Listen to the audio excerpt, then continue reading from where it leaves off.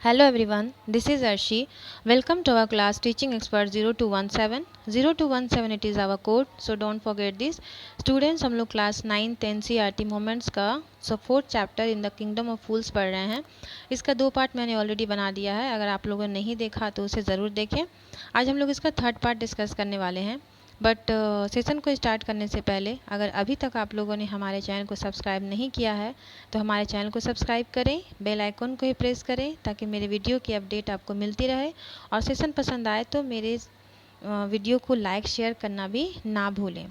तो चलिए फिर हम लोग कंटिन्यू करते हैं। हम लोग क्या देखे थे कि वो जो गोल्डस्मिथ बोलता है कि रिच मर्चेंट की वजह से मैंने इस लड़की का ज्वेलरी टाइम पर नहीं बनाया। Who is this rich merchant who kept you from finishing this poor woman's jewelry, made her walk up and down, which distracted this bricklayer, which made a mess of his wall? अब वो राजा बोल रहा है कि वो जो rich merchant कौन है जिसकी वजह से तुम इस पुअर लेडी का ज्वेलरी तैयार नहीं कर पाए टाइम पर, जिसकी वजह से ये बार बार यहाँ आती जाती रही और जिसकी वजह से उस ब्रिक लेयर उस मिस्त्री का माइंड डाइवर्ट हो गया और वो ख़राब दीवार बनाया। Which has now fallen on an innocent man and killed him, can you name him? अब बोल रहा है वो जो दीवार ख़राब बना था जिसकी वजह से एक इनोसेंट मैन, इनोसेंट किसको बोल रहा है? वो जो चोर था तो उसे वो इनोसेंट बोल रहा है, बोले जिसकी वजह से उसकी मौत हो गई।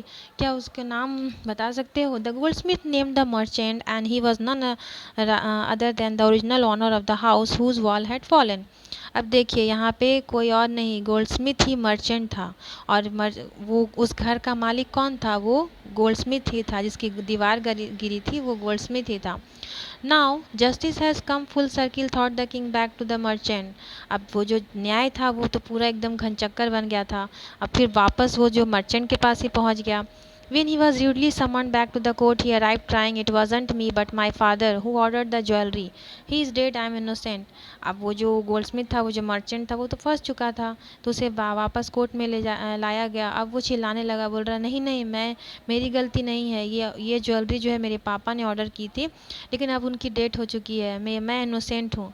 But the king consulted his minister and ruled decisively, "it is true, your father is the true murderer." अब किंग अपने मिनिस्टर से कंसल्ट करता है, बोल रहा हाँ ये बात सही है कि तुम्हारे पापा ही मर्डरर हैं। He is dead but somebody must be punished in his place. बोल रहा अब उनकी डेथ हो चुकी है तो उनके जगह पे किसी को तो पनिशमेंट मिलना ही चाहिए। You have inherited everything from that criminal father of yours, his riches as well has sins. अब यहाँ पे हम लोग समझेंगे इनहेरिटेड मतलब क्या होता है? जो प्रॉपर्टी जो विरासत में मिलना। तो वो बोल रहा है कि तुम्हें अपने पापा से सारा प्रॉपर्टी विरासत में मिला, बहुत धन दौलत भी मिला, यहाँ तक कि जो भी बुराई उनकी थी तो सब कुछ तुम्हें विरासत में मिला। I knew at once even when I first set eyes on you that you were at the root of this horrible crime, you must die. अब राजा बोल रहा है, होशियार बन रहा है राजा, कि मैं तो पहले ही समझ गया था, जब मैंने तुम्हें पहली बार देखा तो मैं तो समझ गया था कि इस क्राइम का जड़ तुम ही हो, तुम्हें तो मौत की सज़ा मिलनी ही चाहिए। And he ordered a new stake to be made ready for the execution. अब राजा जो है, यहाँ पे हम लोग देखेंगे स्टेक का मतलब क्या होता है? जो लकड़ी का जो खूंटी होता है, खंबा होता है, तो जिस पर फांसी लगाया जाता है, जिसके सपोर्ट से, उससे बोला जाता है स्टेक। तो अब उसने ऑर्डर दिया एक स्टेक बनाने के लिए। As the servant sharpened the stake and got it ready for the final impaling of the criminal, it occurred to the minister that the rich merchant was somehow too thin to be properly executed on the stake.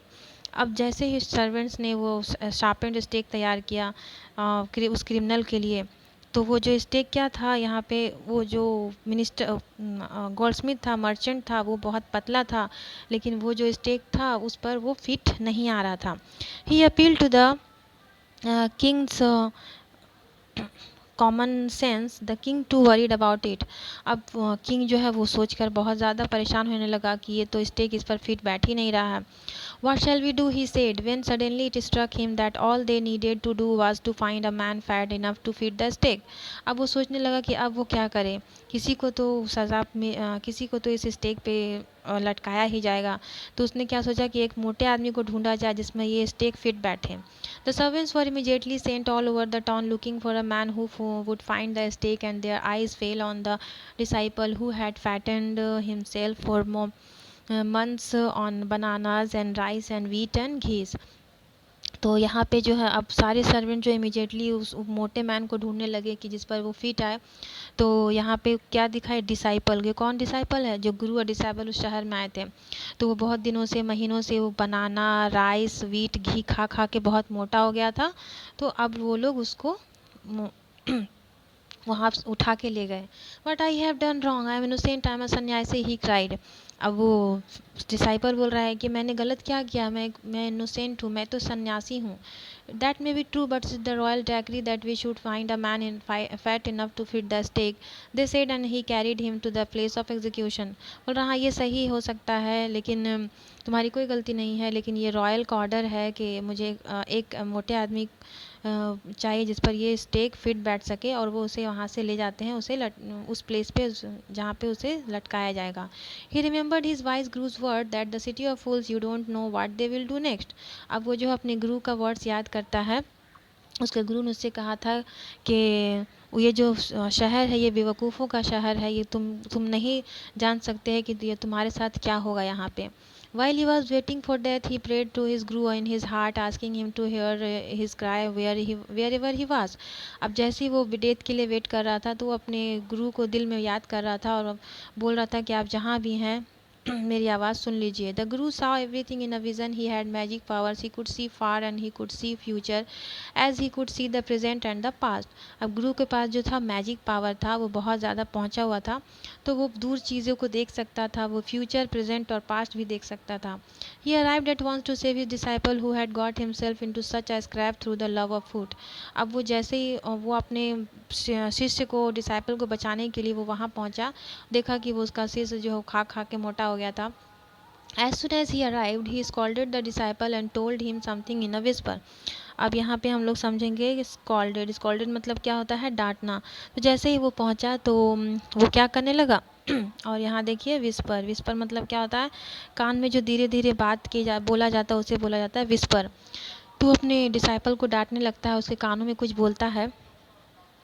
Then he went to the king and addressed him, O wisest of king, who is greater, the guru or the disciple? अब जो है वो king के पास पहुंचता है और बोलता है कि ओ महान राजा, महान कौन है, गुरु होता है या डिसाइपल होता है? Of course the guru, no doubt about it, why do you ask, then put me to the stake first, put my disciple to death after me.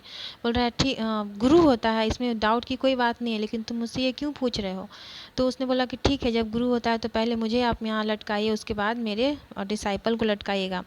When the disciple heard this, he understood and began to clamor, me first, you brought me here first, put me to death first, not him. अब उसके कानों में वो जो गुरु था वो बोल रहा था, तो वो समझ गया, तो वो बोलने लगा नहीं नहीं, पहले मुझे मुझे लटकाइए, उसके बाद मेरे। तो दोनों एक दूसरे को बोलते हैं पहले मुझे। तो आई होप आपको ये सेशन पसंद आया होगा। सेशन पसंद आया तो मेरे चैनल को सब्सक्राइब करना ना भूलें और वीडियो को लाइक शेयर भी ज़रूर करें।